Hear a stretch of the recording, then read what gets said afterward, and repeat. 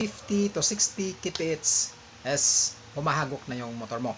Or in short, wala na siyang lakas pagdating mo sa takbo na 50, 60, 70. Tapusin mo yung video na to para magkaroon ka ng idea kung anong gagawin mo dyan sa motor mo na nagka-problema ng hagok tapos mahinang hatak. Dito, sasagutin natin sa video na to. Pero bago tayo magpatuloy mga idol, kung ngayon ka palang napabisita dito sa YouTube channel ko, mag-subscribe ka na kung mahilig ka sa ganitong video. At like at follow mo na din ako sa FB page ko mga idol. So ano nga ba yung dahilan kung bakit pumupugak yung motor natin tapos mahina siyang humatak na yung pagdating mo ng 50, 60, yes, mahina na talagang humatak yung motor mo. Wala nang ibibigay.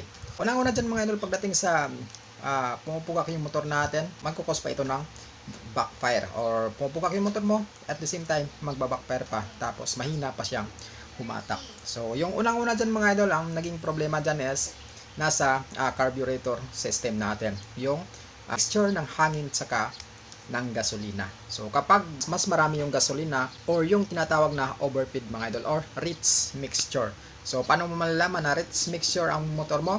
As punta ka ng spark plug mo, buksan mo. Pag ang reading ng spark plug mo is masyadong maitim, yan, tinatawag na rich mixture or overfeed na siya mga idol. Medyo maputi naman yung sunog ng spark plug mo, yon ay lean mixture or kakulangan ng timpla ng gasolina. Mas marami yung hangin compare sa gasolina. Ang gagawin natin dyan mga idol, syempre itutuno natin yung carburetor natin. Bago tayo magtuno ng carburetor natin, maglinis muna tayo ng air filter natin.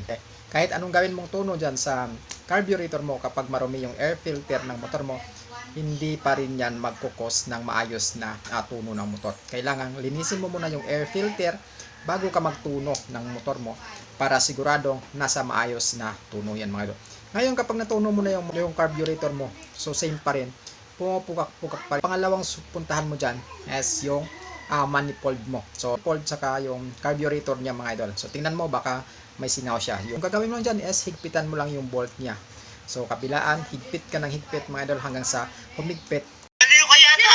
Isa pa dyan ng dahilan kung bakit pumupugak yung motor mo or sakal yung motor mo mga idol is yung air filter mo mismo. Baka nagpalit ka ng air filter tapos hindi siya match doon sa carburetor mo. So kapag binuksan, pag tinanggal mo yung air filter mo tapos tinry mo, hindi naman siya sakal, okay naman yung takbo ng motor mo. Pero kapag nilagay mo yung air filter ng motor mo, so doon nagkakaroon ng pumupugak siya mga idol or wala na siyang lakas, mahina siyang humatak. So pagdating mo ng 50, 60, doon nagkakaaberya, wala nang ibibigay yung motor mo kasi nga yung air filter niya mismo is sakal, hindi makakalabas yung hangin galing sa carburetor system. So dapat yung air filter na ilalagay mo dyan is match dyan sa carburetor para hindi sasakal yung hangin or buo yung paglabas ng hangin galing sa carburetor system. So isa pa na dahilan kung bakit pumupugak yung motor natin mga idol is yung spark plug mo.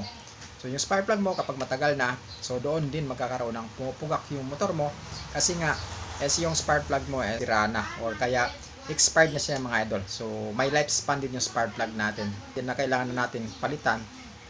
Kung hindi mo siya napapalitan, yun nasisira na siya mga idol. So kailangan papalitan din natin yung spark plug natin. Yung ugali kasi nating mga Pinoy is habang umaandar pa yung motor natin is tuloy-tuloy pa rin tayo sa pag-ano ng motor natin kasi pwede pa. So kapag hindi pa siya totally sira, hindi pa natin napapalitan. So doon pa tayo nagpapalit kasi doon sa totally sira na mga idol. So yun yung dahilan kung bakit pumupugak yung motor natin mga idol. Yung spark plug niya, check mo kung sira na ba or hindi na. Or sobrang matagal na yung spark plug mo. So try mong palitan.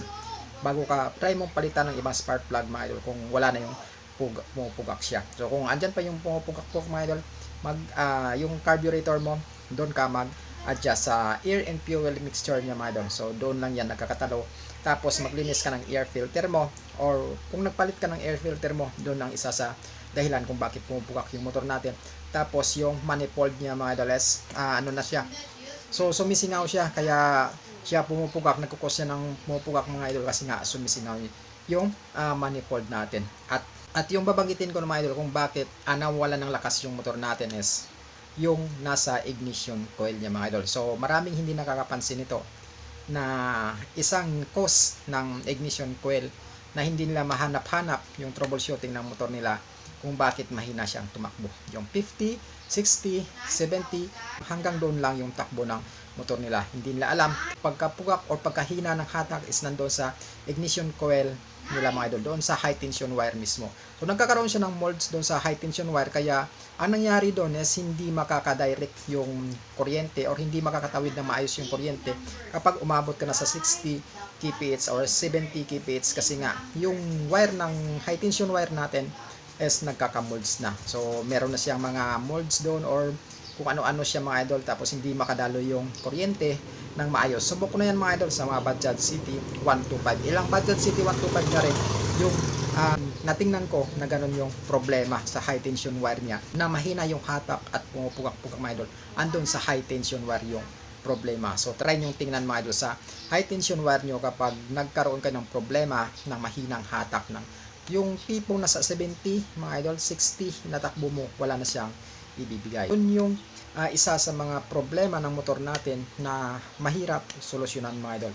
So kung alam mo kung saan ang galing yung problema, susolusyonan mo talaga mga idol. So case to case, pag troubleshooting nun kung saan banda yung problema ng motor natin. Ito na lang tayo mga idol, hanggang sa susunod na video. Huwag kalimutang i-share ang video natin para maraming makapanood, at i-like at i-follow mo na din ako sa FB page ko mga idol. So this is Bukidnon Vlog TV. Ride safe at ingat palagi.